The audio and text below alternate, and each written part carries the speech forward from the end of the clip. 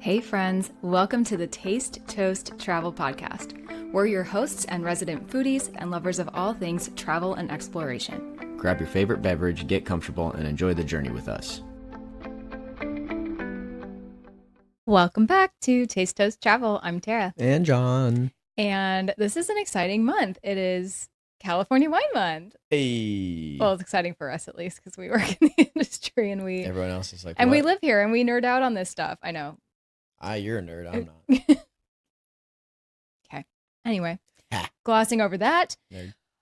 We want to talk about that today, but have a couple fun little things to get into first before we dig into all that we have to say around California wine, which you might want to stick around for. But first and foremost, so as of the time this episode is coming out, it will have been last week, but as of the time we're recording this, it's this week. Big pop culture news.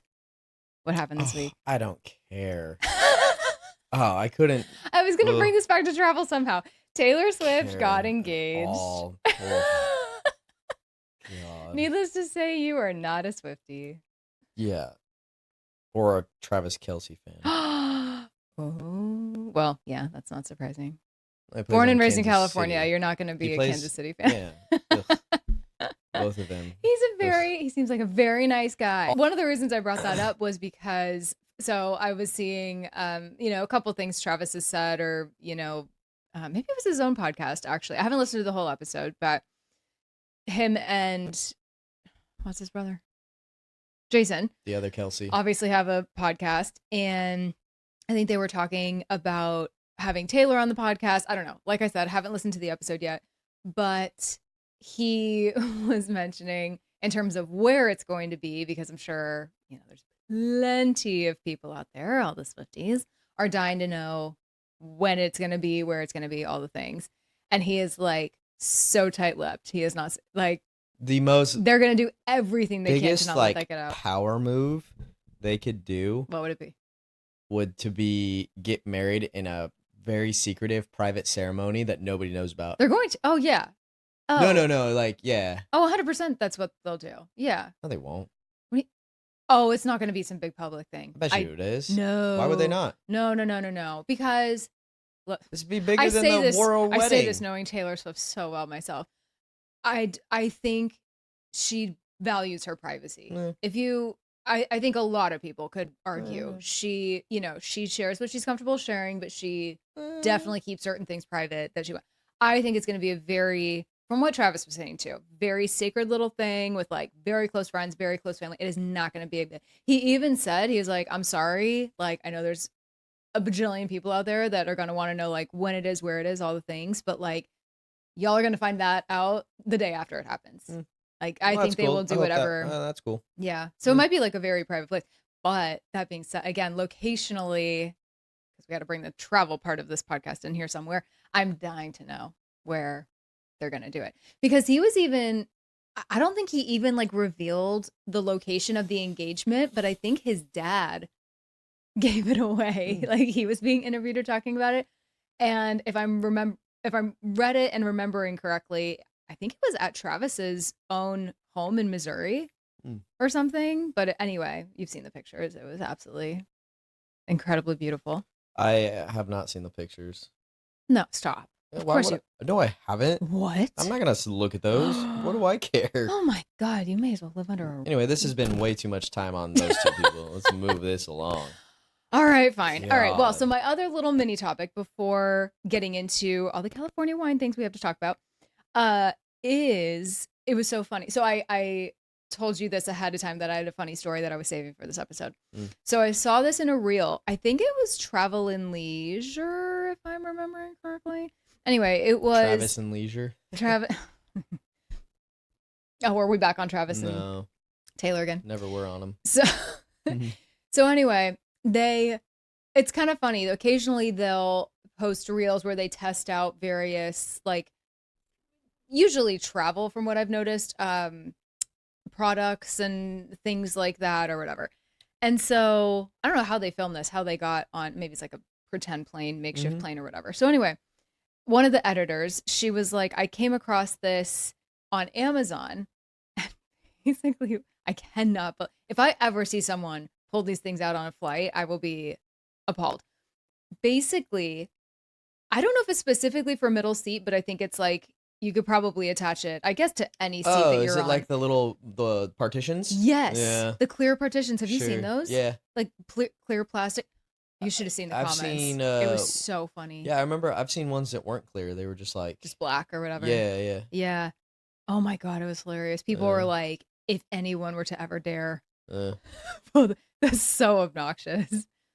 Basically, the editor was like, listen, Yeah, I feel I like, guess there's a use, but there's no way I'd ever use these. yeah, I feel like They flight were attendants so might be weird obnoxious. about it. I don't Also, know. yeah, like I just have to You wonder. can't block the Well, people. it doesn't block the egress, right? It doesn't block where your feet are. Okay. No, it literally It's just on the armrest. yeah, it straps onto the armrest. But it's so Honestly, strange. if someone pulled those out, I wouldn't care. I'd be like, yeah, I don't want to see your I would face kind of be either. secretly happy about the space. Yeah, I don't want you breathing on me. Whatever. I guess that's true. Yeah, there were some comments about like the germs and That's not even all the. the I don't things. even care about the germs. Just Yeah. sit next to random strangers that smell and just are annoying and they chew weird. I don't know. Too weird. I know. We've definitely talked about that in But previous yeah, episodes. But anyway, it was meh. super funny. So yeah, definitely. If you guys are curious, I'm pretty sure it was.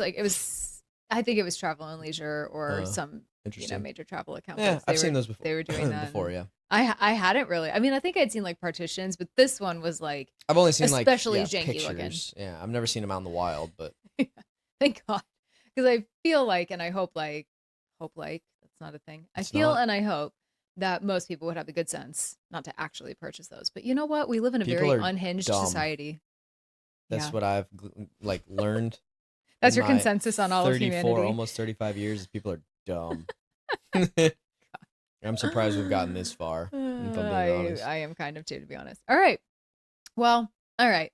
Let's get into California wine. Perfect. Shall we? So, really fun month coming up. Great opportunity to give some California wines some love, and didn't want to like get super nerdy on everyone here in this episode. So basically, But we can't if you want. Well, I can do it. Certainly can. We can. Let me know. You certainly can. Let me know. You can go off on some very Yeah, I descriptive have so many tangents. rabbit holes. Yeah, a lot of rabbit holes. Pick one. But thought it'd be fun to just go over some of the things that honestly make California so special and such a powerhouse in the wine industry as a whole globally, because Globally. that's not a word either. Because California really, I mean, yes, we're a little biased. We're from here. We live here. But it is pretty incredible with... There's so many shitty things about California, but there's also some great things too. Okay, like what? Oh, What? God, do we want to go down that rabbit hole? No. You mean specifically with wine or just other things Oh, about just in California? general. Oh, okay. Well, yeah, we're not going down. Yeah. But there's great things about it, which we'll talk about. We're talking specifically about California wine here. Yeah. But guess what? There's also really bad California wines That's true, too. So there's, both sides of the coin here. But one of the coolest stats that I've heard many times, and it's always kind of been up there, is in terms of how California does or would rank in global wine production compared to like actual other countries.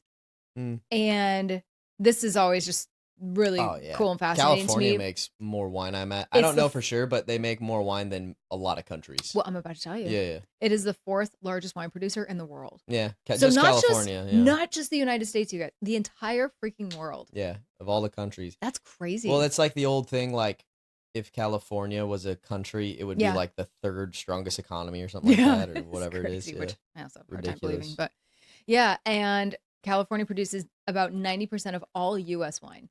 That's probably not surprising. But, I mean, given the fact that basically every state makes wine now. Whether they should or shouldn't isn't the question. Another story. But yeah, the big ones are California, New York, Washington, I don't have Oregon, those, but I should. And Texas. Those are the big 5. Texas.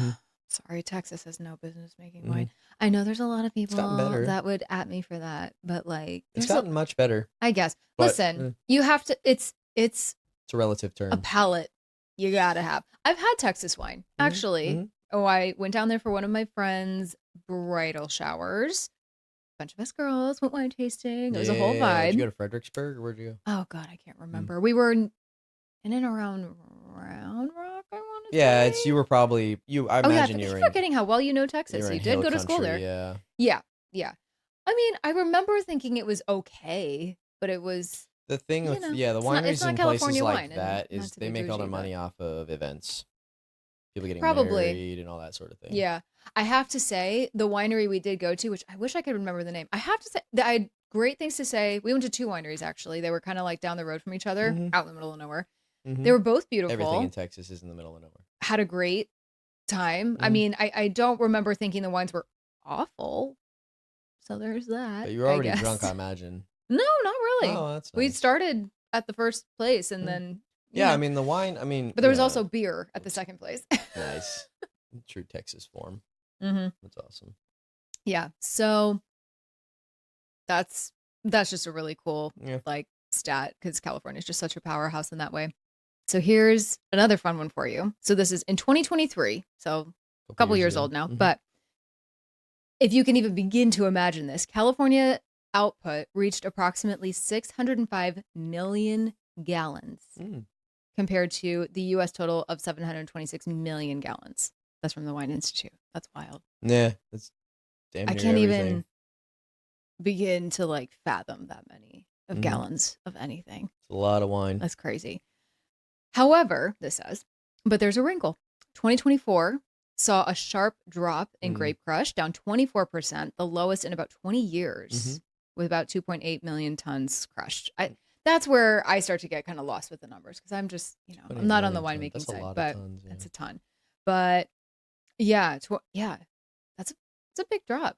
What was going on harvest-wise? I'm trying to remember in 23, 24. Honestly, nothing. Was the harvest 23 lower? Great. Yeah, 23 was a very mild. Well, yeah, 23 was a mild vintage. So the summer was very mild, so it was a long harvest or a long growing season. Right. What was last year? 2024. Yeah, it was kind of the same. 24 wasn't it? 24 was. I feel like 2025 is going to be kind of similar. Yeah, because right now we're having it's hot. Right now we're in hot, not really. Very late August, early September. But the thing, so starting in 23, is when we started to see the decline in wine drinkers. Really, well, yes, it's been like that for a long time, but yeah, I'll touch on COVID, I believe, here in a minute, and just 2020 in general, because that was a wild time to be in the wine industry. But before I get to that, just to talk about the economic muscle of California here for a second, the wine industry pumps nearly $84.5 billion into California. I could talk today. That'd be really cool.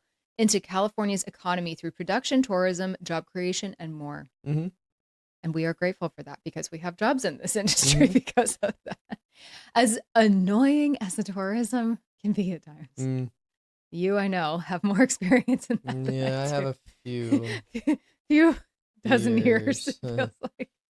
No, yeah. But no, it's a massive industry. I don't think people understand quite how far-reaching it is. Salespeople, right? Industry, distributors. And national. Oh my God, the sales, farming, sales, just wine shops. Think about restaurants. I don't know. Yeah, just think about how many aspects of your life something like wine, and a lot of types of alcohol too. But which is funny because it's very specific to California. This wouldn't be a topic. You're not going to talk, in Iowa. It's not a thing. Maybe corn. I don't know. Yeah. It also says it employs 100. This is interesting. 190,000 people directly, plus another 100,000 or so in supporting roles, making up for nearly 394,000 total jobs tied to wine. That doesn't seem like enough. No, that's the wrong number. That's from Wine America, which sounds trustworthy. I don't know. But yeah, that definitely doesn't sound like a lot. I know that doesn't sound like enough, but I guess it could be. In terms of tourism, 42 million tourists visit annually, generating $8 billion in spending. Yeah. That's wild. Now, granted, so that should be that should be all of California from what I'm reading. Sure. That's not like Napa, but I would be, and unfortunately I don't have this, but I'd be so curious how much is Napa and Sonoma. It's a large number. I can't remember the exact number. We've got to be a good chunk of that. Yeah. Not that other wine. I mean, listen, Napa is freaking Disneyland, so I'm sure, other wine regions are popular too. But I mean, not in the way that it is up here. It's crazy. Yeah, it's just seeing what people do to come here and how much they spend to come here. Oh, God, I know. I mean, this is like, we've talked about it before, but it's like, kind of low-key once-in-a-lifetime trips for some people. Yeah, I mean, especially you're coming across the country, right, from New York, it's $1,000 plane ticket. Yeah. And then you're looking, if you stay, let's say you do 3 days, long weekend. I mean, oh, God, and that's like not even long enough, really. So it's like, $100 a person to taste wine, and then $100 a bottle to buy wine. It's just like, and then $100 a night per person for dinner. Minimum, probably $100 a person for lunch every day, like woof. Roughly. Yeah, if you get cocktails, if you get, it's breakfast crazy. And stuff, it adds up. I know 2 people for 3 days, you could easily, with hotel, flights. Dozens. I mean, yeah, you could spend easy for 2 people over $5,000. Yeah, depending on where you stay, especially, and yeah, I mean, it depends. We've talked about this, I think, on the in one of our episodes about just visiting Napa. I think probably and almost like 10 grand, honestly. Maybe, I mean, for 3 days, I don't know, but it depends on how much you ball. It depends on where I you guess. stay. Yeah. Yeah. Stay at a hotel, it's $1,000 a night. Yeah, and it's very easy to do here because unfortunately our hotels are freaking expensive. Very much depends on what time of year you come, I would say too, and especially if you're coming around like Bottle Rock or something else. But yeah, this season we're getting into, we're in harvest right now, so not a great time to come. Although that is a great time to come for some people because that's what they want to see. But winter and off season, I mean, it's starting to feel like there's never really an off season here. There is one. I mean, it definitely slows down. It's like the slowest is like January and February. Like that is like dead zone. Yeah. And then like, so it's a great time to come, and if you don't want to see anyone. If you want to be antisocial. It could be rainy. A little chilly. It could be cold and rainy, or it could be like, a little chilly, actually, but sunny outside. It could be like 65 and sunny, or it could be 55 and raining. We're a little unpredictable but here. A lot less people. And hotels are cheaper. Restaurants are easy to get into. All kinds of stuff. Yeah. But if you want that sunny sundress, sit basically by the pool, where we're at now currently with our weather, you're going to be sharing it with many people. Yeah. Get what you pay for. All right, so let's talk about exports and global reach here for a second. So in 2019, I don't have a more up-to-date number than this, but the numbers are probably weird now because of all like the and also the tariffs lovely and stuff. Tariffs that we have now. But U.S. wine exports hit 1.36 billion, with 95% of that sourced from California. That does not surprise me at all. Yeah, I feel like most of it would be from here. And also, I don't know. It's a rhetorical question, but I don't know who outside of the U.S. would. This is going to sound so mean to other states. Sorry, but like, who wants something outside of California, or like Oregon, or you know what I mean? Like, of the main states. California, Washington, Oregon. Yeah. That's where the good stuff is. Where everything's from, really. Yeah. So volume wise, that translates to about 41 million 9-liter cases. That's hard to visualize. Okay, it's 12 bottles. Anyway. 9 liters is 12 bottles. Oh, yeah, sure. Okay. And then ambitiously, the industry is aiming for 2 to 2.5 billion in export revenue by 2030. Good luck. Oof. Especially now. Yeah. Especially, we're not sending anything to Canada. They hate us. We're not. Canadians don't hate anyone. Let's be clear. No, they really don't. Honestly, we've talked about this. You've had Canadians that have visited places you've worked, and they're like, we wanted to boycott, or like it's not a thing against you. It's just we disagree with other things going on. Right. They're still so nice about it. Yeah, I love Canadians. Happy people up in the north. They learn a thing or two. So switching gears to vineyards and growers, a few little things on this here. So we are home to approximately 5,900 wine grape growers. Okay. With 365,000 acres under vine spread across 49 counties and 101 AVAs. Okay. It's a lot of AVAs. It's a lot. Yeah.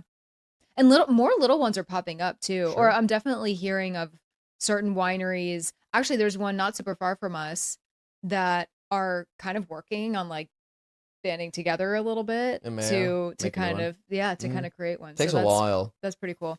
I know a winemaker personally who pioneered one down in California, the Santa Rita Hills, which creates some absolutely beautiful Pinots. So if you ever want like a fun, really great quality Pinot Noir from the Santa Barbara area, check out wines from Santa Rita Hills. Very good. Wines. Fun fact.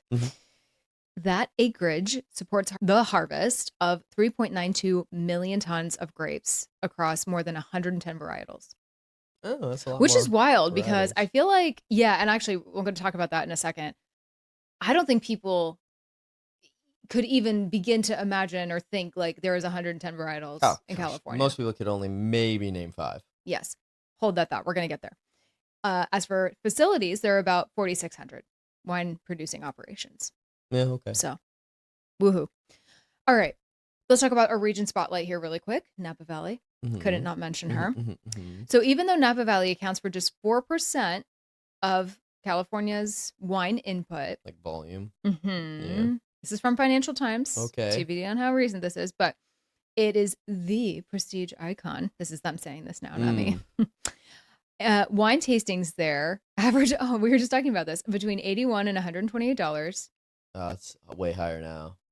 It's higher, but there are cheaper ones than $81. Yeah, so I guess that could be. They need to check their math.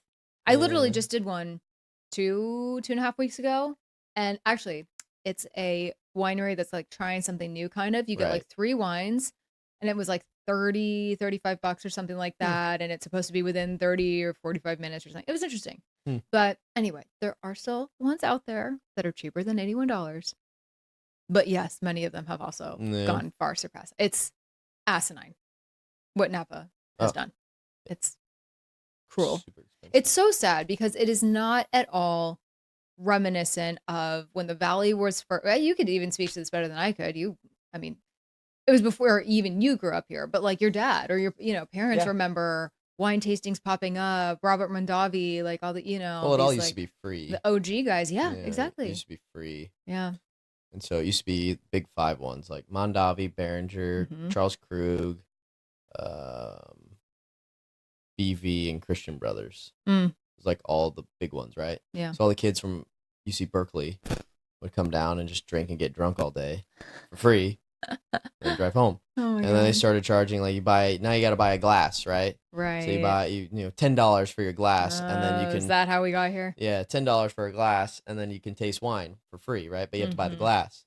So once you start charging, college kids for anything, so basically, it was the UC Davis kids that screwed us all over. Is that what I'm hearing? UC Berkeley. Berkeley. Why do I think one of the UCs? They started charging. Those kids are working hard. They started charging people to like kind of vet people and be like, if you're really interested in trying the wine, you'll pay some money to come taste, right? Yeah. You're not just like gonna come and drink wine for free and then leave it. It does help vet people, but also there's plenty of people that will still pay it and sneak through and not buy a damn thing. Oh yeah, but like we know that all too well. It is kind of snowballed from there. Yeah, where it used to be, a reasonable amount of money, $25, $35. I remember. I remember a little going better. places when I was like 21 even. Yeah. And it was like $35, $45 for a tasting. And even that was like, okay. And I was like, absolutely not. $45? What are you talking about? So I remember doing shit like that. And now, I mean. It's gotten so out of control. It's really sad because, there's people out there that actually really enjoy wine, really care about it like us, right? Even if you don't know like everything about it, it prevents so many people from being able to come here that, obviously really want to, but just to be able to. Well, it just plays into. Just enjoy it. It's like It kind of like enforces the idea that wine is like an elitist beverage, Yes, which is unapproachable, like, too expensive. And so that's what it needs not to do to get more people to drink it, but they just keep perpetuating this idea that it's like an elitist snob drink, and so other people are like, I just drink beer, right? Yeah. So just kind of shot themselves in the foot. Yeah. And honestly, you can see wine companies and brands and stuff now trying to pivot to like speak to Gen Z, speak to even millennials, like, even our people actually, our age. we Like, do want your money. Yeah. And it's like, okay, let us come up with like a lower price point option, or let's rebrand a little bit to make it more fun, more approachable, like, more trying to like capture, we're not super stuffy and we're not your grandparents and parents' wine, trying to get like new people into like the category of wine. Yeah. Which is tough. Yeah, definitely. Especially when there's so much out there, and then there's sober curiosity and all the things we've talked about this on the podcast before. So we won't go down that rabbit hole, but yeah, there's a lot going against the wine industry right now. This is funny though. I am curious where they got all this. Again, this is Financial Times. They say visitors often drop nearly $500 per visit in tasting rooms. That depends on the person. I mean, I guess if that's an average. Certain tasting fees, sure. And then, of course, depending on if you're buying wine, that can vary greatly. I mean, it's very easy to do if you go to a place like, like more in Napa. It's very easy to do. Like, 100%. So that was a little You buy 3 bottles of wine, Cabernets from Napa, and you're already at close to $1,000 in some places. Sure. Or over 1,000 in some places. So yeah, several hundred at least. It really, I mean, if you're buying a bottle of wine at, $200, $185, $200 a bottle, I mean, yeah. And you buy 6 of them. Yeah. Forget about that. Adds up real quick.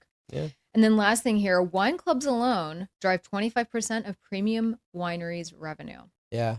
Wine clubs are suffering right now too, though. Yeah. It's a very interesting. See, that's what's funny. I'm like laughing at some of these stats, and maybe they're pretty accurate, like but it's like alcohol subscriptions in general. Yeah. I'd be interested in the last year. It's really changed the landscape. I'd be interested to see in like some of those wine subscription like programs they have, like it's not Naked Wine.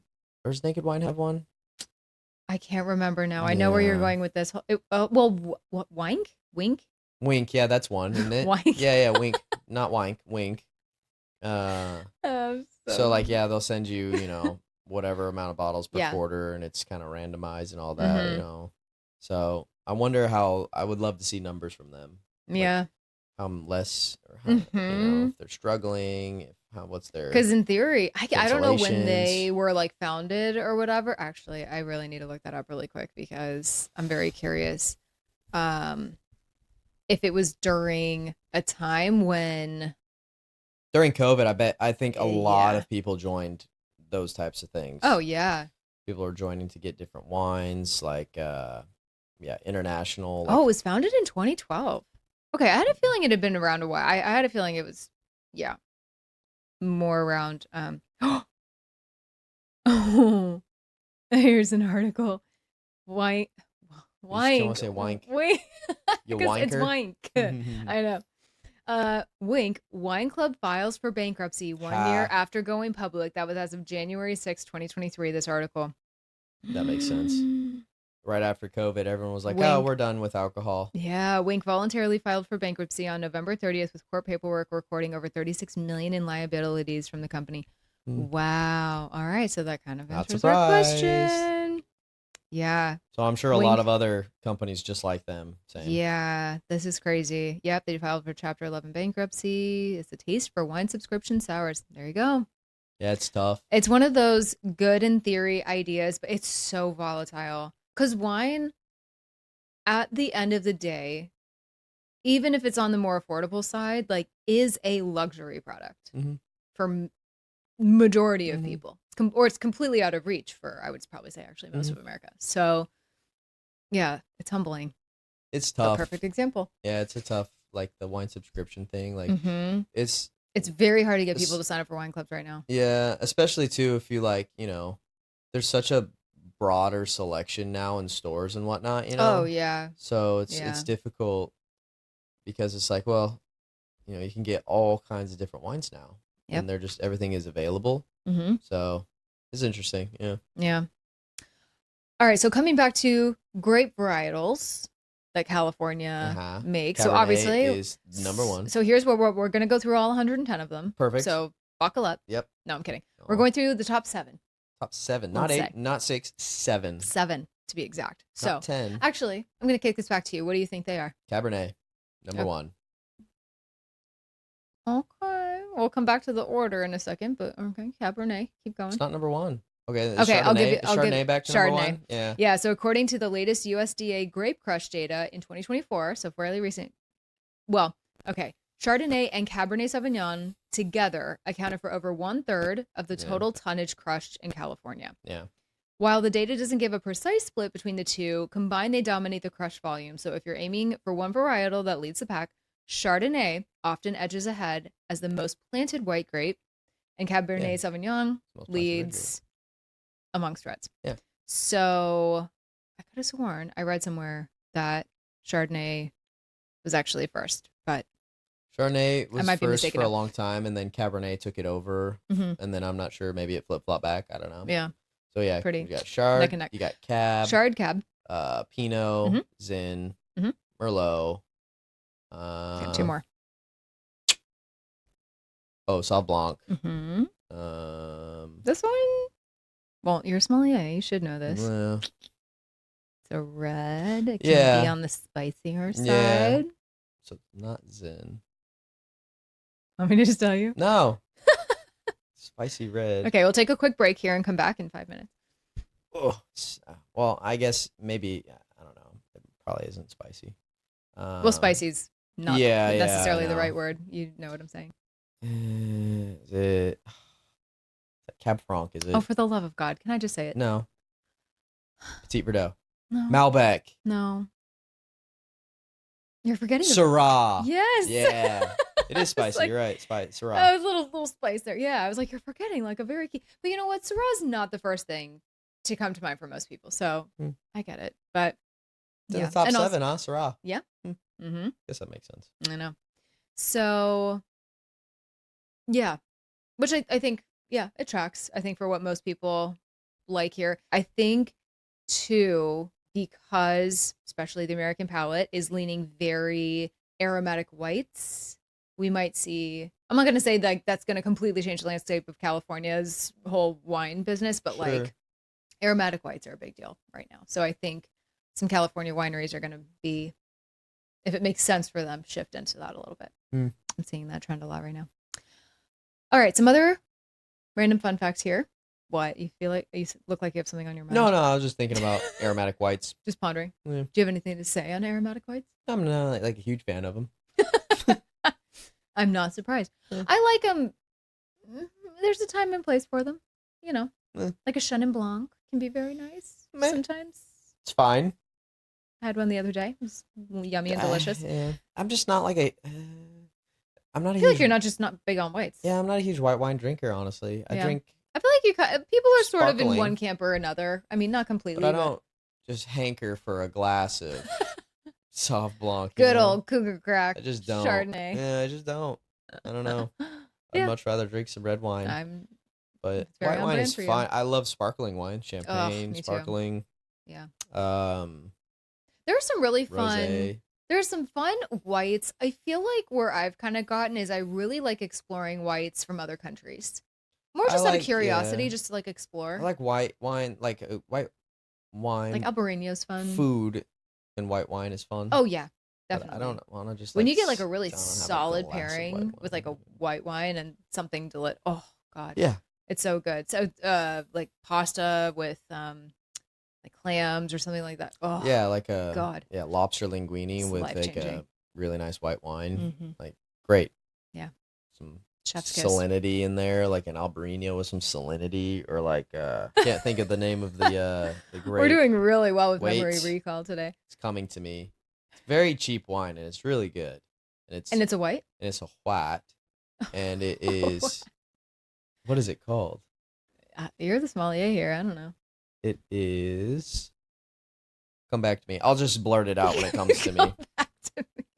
I'll blurt it out. This isn't like class where like, no, call on me again later. Yeah, I'll blurt it out. And I'll make a whole thing of it. I love being interrupted. All right. Anyway, so here's some other just like random fun facts as we start to wrap this up. 50 years ago, an acre of land in Napa would have sold for about $1,000. Yeah. Now, did you know like 50 years ago was the 70s? I don't want to talk about that. Isn't that crazy? That's crazy. So, God, wish I had made an investment if I were born then. I know, yeah. What was your parents doing? Come on. Not investing. I can see that. Major headlines published in May boasted the $42 million sale of a 40-acre estate with an established winery in St. Helena. What was that? It doesn't say here. Could that have St. Helena? I'll have to look that up and see what that was. Equaling about $1,050,000 per acre.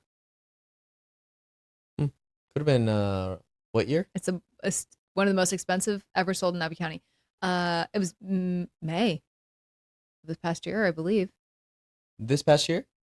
That's I always knew that Francis Ford Coppola bought 9 acres in Rutherford, and that was the most expensive land purchase in Napa history. Oh, really? Yeah. So maybe it was like 9 acres for like double digits millions. Wow. Yeah. Well, we're Inglenook. If you guys don't know where Inglenook is, which by the way, if you haven't listened to one of our earlier episodes, that is where we both worked and met, is in one of the most elite, I would argue, elite places in Napa Valley. For cabs?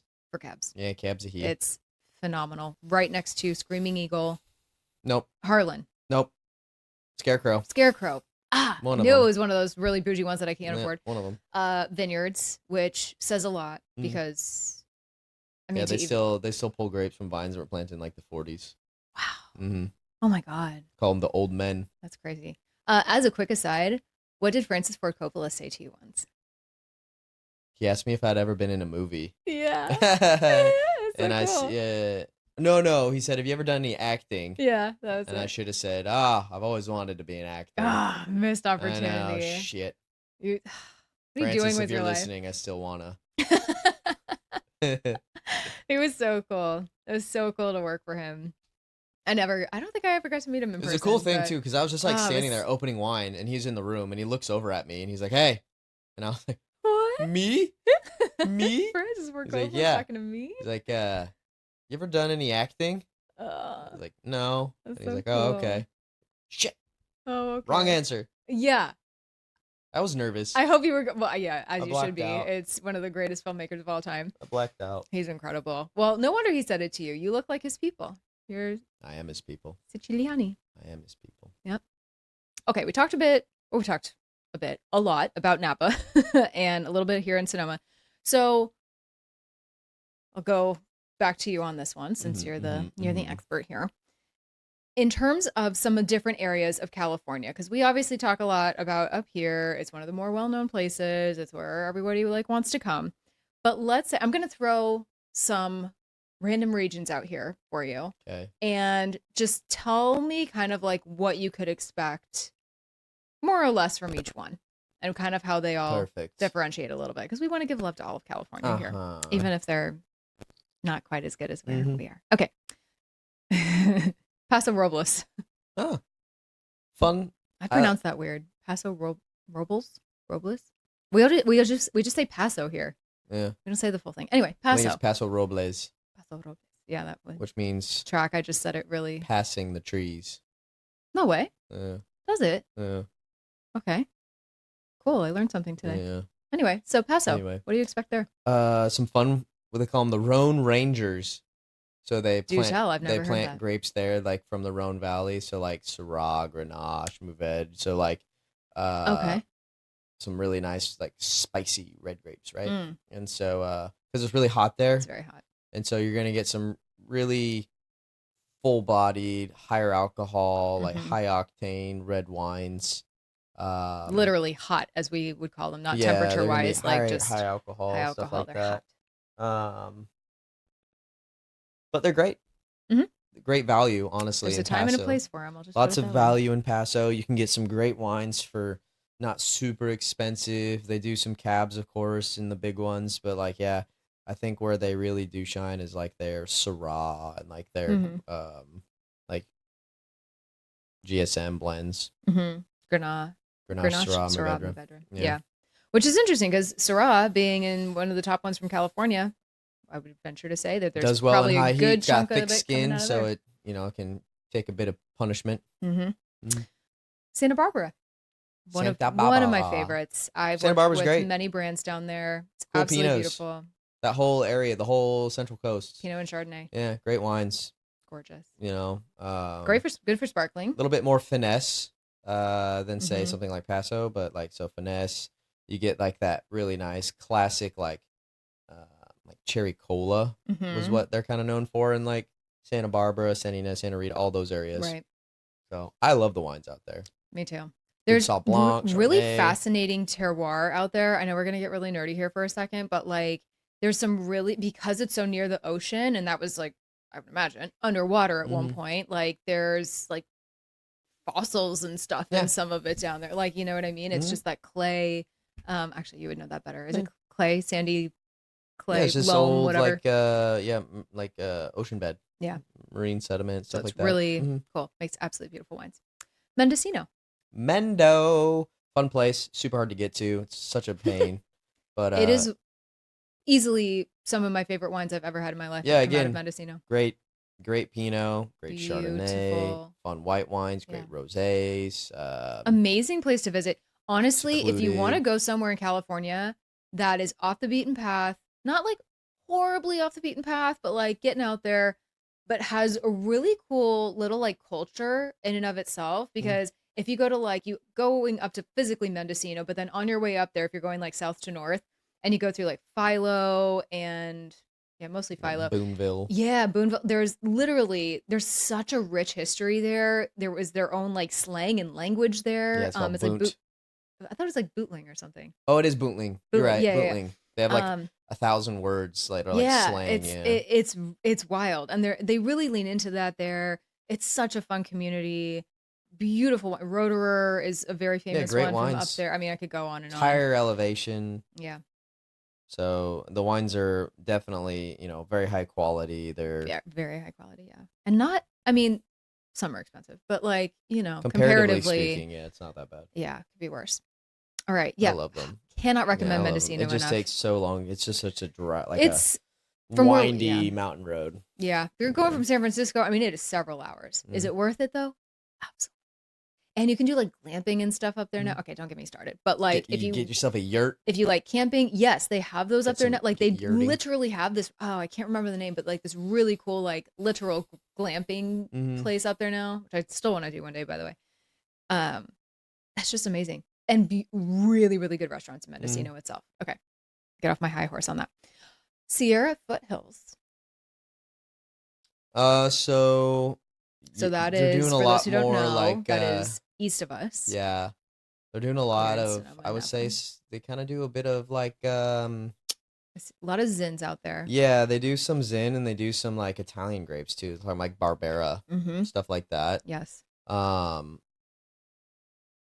don't drink a lot of Sierra Foothill wine. It's very difficult to find out here. Like I don't go to the store. I'm like, I need some Sierra Foothill wine stat. No, that doesn't happen. No, but sorry. Like they're great wines, great value. You're not gonna break the bank going to Sierra Foothill and buying the wine. I would say that's arguably one of the more affordable. I mean, it's up there with like, it's very much like old Paso, school, like familial, like the husband and wife. Like I used to work for a brand that is it's very mom and pop, but they are salt of the earth, been there forever. Like it's great, and they made some great wines. Yeah, and they're just doing it because they love it, and it's just what they do. Cute little communities and stuff up there too. I mean, again, it's kind of out there, middle of nowhere. Great wines. Although wines. It's more on like the travel aspect of it, but we went to a there's tasting rooms up there, number one, and we went to a fun beer place, I think, too. We literally still have it in our fridge, I think. It's like that spooky, or maybe it was a cider. It was a cider place. It was a cidery. Yeah, ciders. It's not a conversation about cider, but and like apple orchards and stuff. It's just like it's a really fun place to go if you want to just do something different. Yeah, it's fun. All right, last two. Temecula. Oh, yes. I would say you're not gonna like these last two. Yeah, I feel like Temecula, not known for quality. It's very hot. It's very, very hot. Very hot. Also, one of my best friends got married down there, kind of in that area, and we went to like some wineries and stuff. And listen, I remember when wines are absolutely horrendous, and I will never go back there. I don't remember having that thought, but it's also very hot. Because we hadn't said that already, so we wanted to like. Yeah, I mean, make sure that they're probably clear. doing the best they can, but it's like they're not the highest quality wines, right? I mean, I'm sure their winemaking team isn't the most experienced. I'm sure they don't have. I mean, yeah, I hate to make that assumption about anyone and everyone. I feel like that would be a place that a winemaker would start off and be like, get my foot in the door, and then like go to like a more of a prestigious area. Like you're not gonna make a name for yourself probably in Temecula winemaking. You might down there.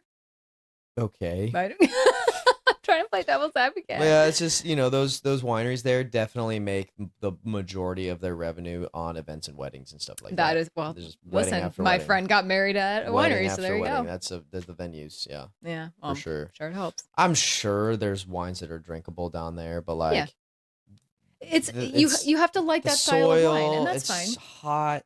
The grapes are not balanced. It's just okay, but is it cold or hot down there? I've heard it's warm. Yeah. Anyway, all right, last one. Again, one of your favorites, Lodi. Lodi's fine. Really? It's just hot. It's I was gonna say. Lodi, definitely more. Lodi's I don't think people are aware of how much wine comes from California from places that are really freaking hot. Yeah, Lodi. Like past Sacramento and like that line down the state, it is so hot. Yeah, I would say Lodi. It's like the theme of Lodi is conversation today. Quantity, not quality. Yes. So Lodi, which you're starting to look at more of like your box wine, jug wine.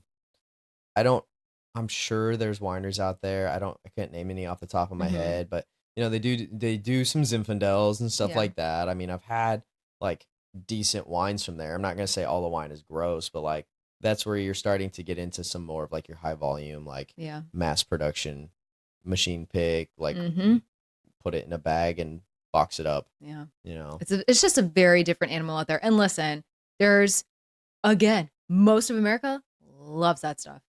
So not here to shame anyone, and just here to point out Lodi there's a very different. Some, like, it's just a different style. Like fine wines from Lodi. Sure. Oh, totally I'm sure. Fine. Yeah. Again, I'm like you. Could I name them off the top of my head? No. Yeah, I've had some fine wines from Lodi. It's just like they make way more of like that mass production stuff. Yeah. Kind of Modesto, Stockton, Fresno, Lodi. That whole area is just like mass production. Yeah. Very different terroir. It's not. I met a person, and they worked for a little wine company called Gallo. And you may or may not have heard of it. Listen, some people here on the podcast might not have. Can you just actually legitimately say, like, Gallo's one of, if the not largest wine producing, like, in the United States, possibly the world. Yeah. Huge company. And so they're headquartered in, I think it's Modesto.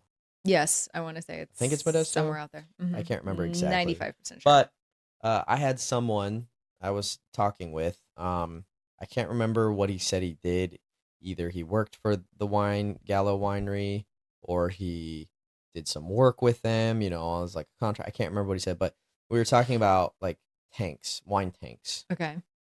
And I have not been able to confirm this with someone. Confirm or deny. Yeah, but he told me.